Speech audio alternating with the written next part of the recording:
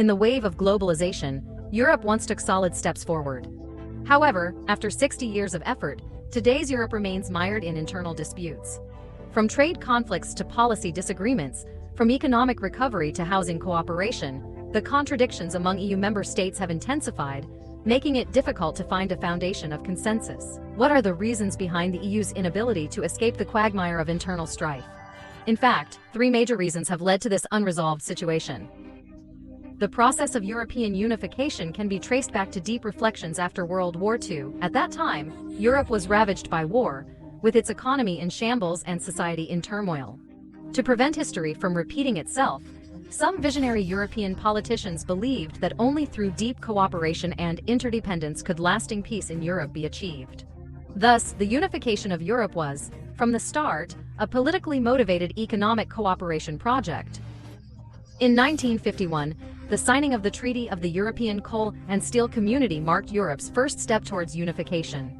Through this treaty, 6 countries, France, Germany, Italy, Belgium, the Netherlands, and Luxembourg, decided to place the coal and steel industries, critical resources for both industry and warfare, under the joint management of a supranational institution. This move not only greatly reduced competition between nations but also established a system of mutual supervision and checks to prevent future wars. This community was regarded as an experimental field for European unification, proving the feasibility of transnational cooperation through practical operation. In 1957, the Treaty of Rome further advanced the process of European integration. This treaty established the European Economic Community (EEC) and the European Atomic Energy Community, extending cooperation to more economic and energy sectors.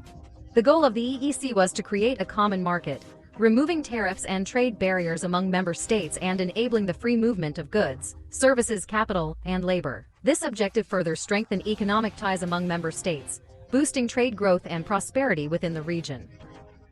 At this point, European unification had expanded from the initial coal and steel sectors to a broader economic field. To deepen integration further, in 1968, the EEC successfully abolished all tariffs between member states, establishing a customs union and aligning external trade policies. This milestone strengthened economic integration among member states and laid the foundation for the future creation of the European single market. During the 1970s and 1980s, European integration continued to deepen. In 1979, the European Parliament was directly elected for the first time, which not only enhanced the legitimacy of European institutions but also further promoted political integration in Europe. Only 7 years later, the Single European Act was passed, expanding the powers of the European Community and setting a goal to establish a true single market. Through this act, member states committed to eliminating all barriers to the free movement of goods, services, people, and capital by 1992. This effort culminated in the 1992 Maastricht Treaty. The Maastricht Treaty marked the upgrade of the European Economic Community to what is now the European Union. This treaty not only introduced the economic and monetary union, ultimately leading to the birth of the euro, but also expanded European unification into more policy areas, such as foreign and security policy, as well as justice and home affairs. The signing of this treaty strengthened cooperation between member states economically and allowed Europe to coordinate actions on the international stage as a more unified entity. As time passed, the EU continued to expand its membership and influence, growing from the initial 6 countries to the current 27 member states. Today, the EU is not just an economic entity but a community closely connected politically, culturally, and socially. But is the EU really that united? The answer is, of course, no. Throughout the process of European integration, despite efforts by member states to pursue common prosperity and peace, internal differences and conflicts have persisted. A typical example is the debate over immigration policy. During the 2015 European refugee crisis, millions of refugees from the Middle East and Africa poured into Europe, quickly exposing the cracks between EU member states. German Chancellor Angela Merkel announced an open-door policy to welcome refugees, while Hungary, Poland, and other Central and Eastern European countries refused to accept the EU's refugee-sharing plan. This disagreement not only sparked intense political battles within the EU but also exacerbated tensions among member states, leading to a protracted policy deadlock. Another notable example is the EU's internal struggle over fiscal policy, especially during the Eurozone debt crisis. In 2009, Greece's debt crisis erupted, and the ensuing chain reaction quickly spread to other Eurozone countries. Germany and the Netherlands, which had better fiscal conditions, advocated for strict austerity measures, demanding that crisis-hit southern European countries implement fiscal reforms and cut spending. However, Greece, Spain, and Italy argued that these austerity measures worsened economic recession and social unrest. At this point, the EU's internal divisions were evident. On one side were the economically strong countries with tough stances, and on the other, the heavily indebted nations protesting and opposing. The fundamental disagreement on how to handle the crisis and share responsibility led to long-term policy gridlock. Similarly, EU member states showed clear internal divisions when dealing with Brexit.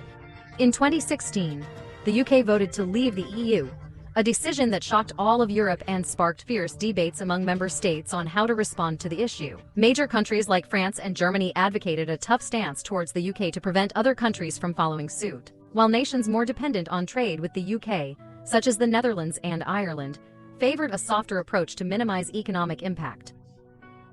These examples show that despite the EU's efforts to achieve integration in many areas, key policy disagreements and conflicts among member states remain common. After more than 60 years of unification, why does Europe still engage in internal struggles? In fact, there are complex reasons behind this issue. One key factor is the competition for leadership within the EU. Throughout European integration, France and Germany, to traditional European powers, have always been seen as the leaders. However, the question of who is the true leader of Europe has sparked long-term competition and friction within the EU. Germany, as Europe's largest economy, is often regarded as the de facto leader due to its economic strength and stable political environment. Meanwhile, France, with its leading role in the early stages of the EU's creation and its influence in diplomacy and military affairs, believes it has the right to guide the EU's future.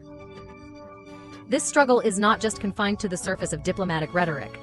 In major issues such as policymaking, Eurozone reforms, and EU expansion, France and Germany often hold different positions, making it difficult for the EU to reach true consensus. Another reason why the EU struggles to achieve real unity is that member states generally prioritize their own interests. Although the EU as a supranational organization is theoretically supposed to make decisions based on common interests, in practice, national governments are more focused on their own interests and domestic political needs. Whenever sensitive policy issues arise, conflicts of interest among member states become apparent. For example, during the refugee crisis, many Central and Eastern European countries rejected the EU's refugee quota system, as large-scale immigration could impact their social structures and security. Similar situations occur with budgetary policies, fiscal austerity, and housing expenditure, where member states often resist EU decisions in favor of national interests. This significantly limits the EU's ability to act. Furthermore, the involvement of the US in European affairs has also had a profound impact on the EU's internal unity. As a major member of NATO, the US wields significant military and political influence in Europe. While the US claims to support European unity, in practice, it often takes steps to weaken EU member states in order to maintain its dominant position in Europe. By strengthening bilateral relations with individual EU member states, the US increases its influence in areas such as security, energy, and trade, seeking to control the EU's policy direction. For instance, when it comes to dealing with Russia, Poland and the Baltic states often show greater reliance on the US, making it difficult for the EU to form a unified stance on Russia. These various factors together contribute to the EU's internal strife. Although the EU has made significant progress in economic and social integration, achieving true political unity remains a daunting challenge.